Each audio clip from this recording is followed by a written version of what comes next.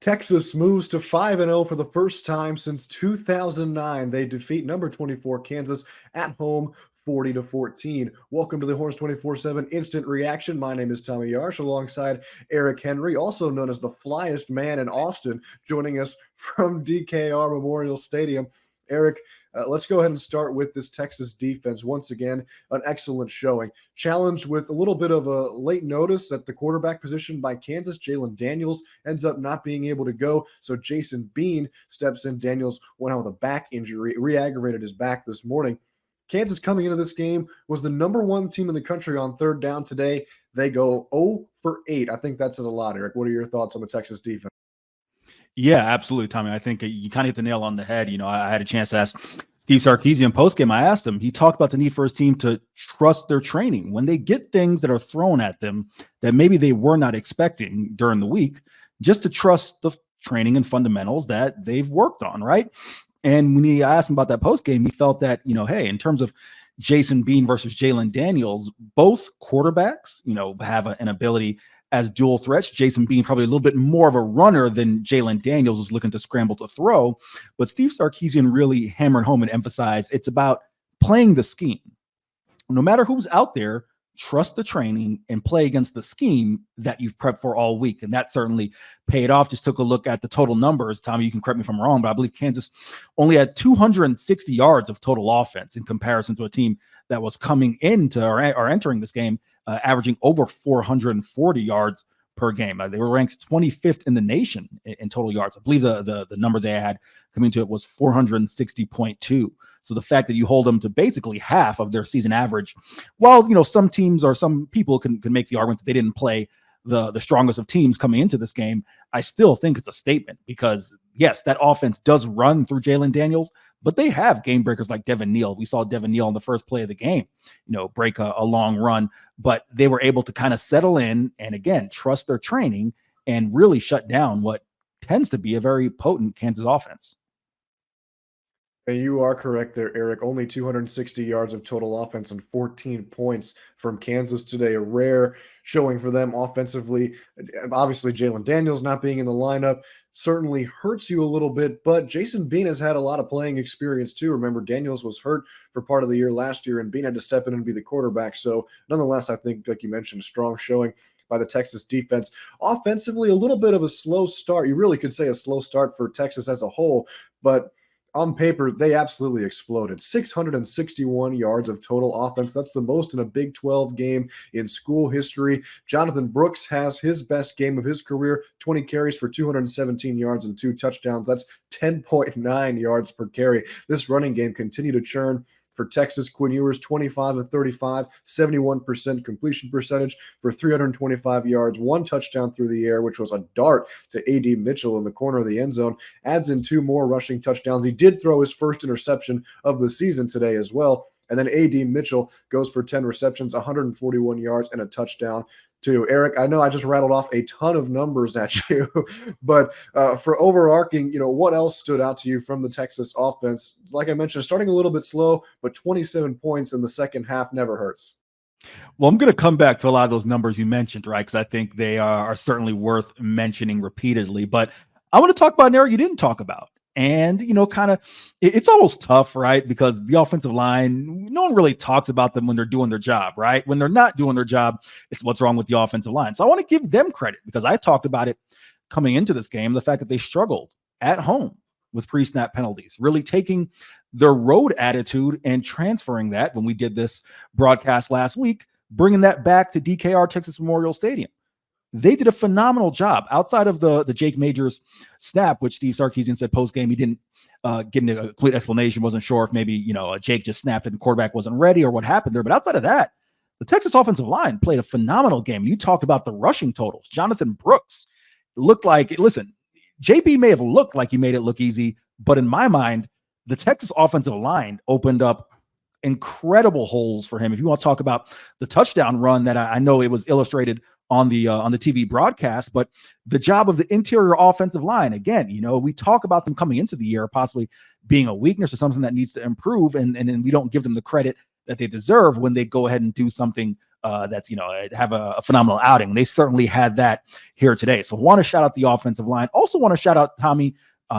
Just the play of Gunnar Helm and Malik Agbo, because when Texas used that power formation, whether it was in the run game or even as a max protect type of formation, they had tremendous results there on offense. So those two guys certainly deserve credit as well. But another thing, and again, you talked about the receiving day by A.D. Mitchell, a career high 10 grabs. Didn't get a chance to see his final numbers on the yardage, but that is why you bring a guy like him to Texas, because you have a bona fide, I wouldn't even call AD a number two. I mean, Adonai Mitchell is a guy Adonai Mitchell. I knew I was going to do that, but he's a guy who, was on his way to being a number one receiver at the University of Georgia. So to be able to have that kind of talent alongside on the opposite side of Xavier Worthy, who Steve Sarkisian said post game, and he really emphasized that that's what happens when teams devote so much attention to Xavier Worthy. That's going to open up things for Adonai Mitchell and open up things for,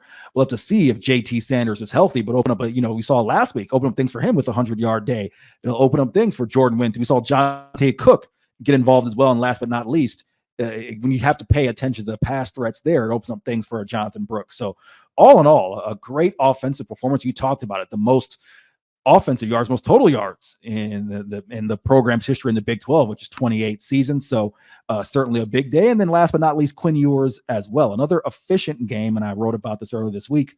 Quinn Ewers doesn't have to be on the level of a Caleb Williams or a Drake May or a Sam Hartman, right? That's not to say he may not get there by the end of the year, but all Quinn Ewers has to do is go out there and play his game, which he talked about. His streak of passes without interception came to an end today, but still, a very efficient day, including 71% of his passes. And I hope the fans at home really realize this. If you take a look at Quinn Ewers' passer efficiency rating, he's right up there with, the Stetson Bennett's of the world and even Caleb Williams from last year. So Quinn is playing really good football. It might not be the guy who's, driving the offense per se, but that's okay, because with the litany of playmakers that are around him, all Quinn has to do is go out there and execute the offense. And he certainly is someone who can, clearly, as evidenced by today, get those things and make those things happen. Now we'll have to see what happens next week. They'll take a step up in competition against Oklahoma as far as defensively, but all in all, an excellent performance.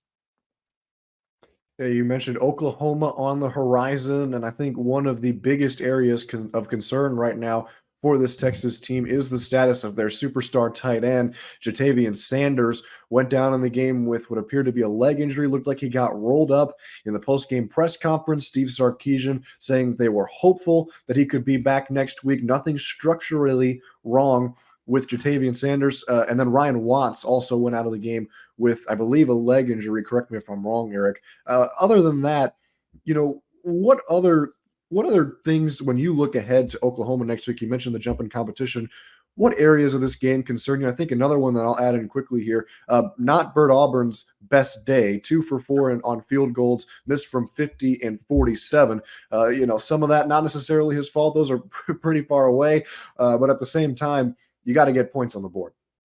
Yeah, I mean, you kind of touched on one right there. And I think, listen, it's known that Bert Auburn is a very reliable kicker from 40 yards in, but, you're kind of pushing the edge of his range when you start getting the 45-plus area. So that'll be something that I think maybe we'll hear more from Steve Sarkisian as he has a chance to go back and recap with Jeff Banks and see what they can do there. I think the first long attempt, I saw a bit of a high snap from Lance St. Louis where Ryan Sanborn had to really work to get it down. So that's one thing. And another thing that I do think, again, listen, when you put up that amount of 660 something yards of total offense, you can't have too many complaints, but the red zone, they did early on in the game have to settle for field goals instead of touchdowns.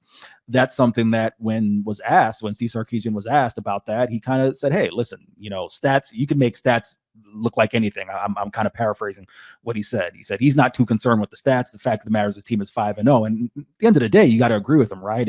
He really emphasized the fact that his team is versatile and can find many ways to win. But with that being said, I think every coach in America, including Steve Sarkisian, when he goes back and looks at the film, will want to turn those drives into the red zone into touchdowns, especially when you're playing against, a team like Oklahoma, and we get later on to Big 12 competition where those games could be tight, and the differences between getting 7 points versus 3 could make the difference. So those are really two things. But outside of that, I have to say kind of a flawless performance, so to speak, from the Longhorns. Couldn't have said it any better myself, Eric. All right, now time to close us out. Players of the game on offense and defense. I'll let you go first. Player of the game on offense, going to go with Adonai Mitchell again, as I talked about. That's why you bring a guy like him in from Georgia, 6'3", a buck 95. And just, he always manages to look open. And I think part of that, again, is because of the fact that teams are keying in on Xavier Worthy a little bit. But don't get it twisted. I mean, Adonai Mitchell is someone who is very much a game breaker. He's an explosive player receiver, so want to give him his credit. And on the defensive side of the ball, I'm going to go with Baron Sorrell. Here's why.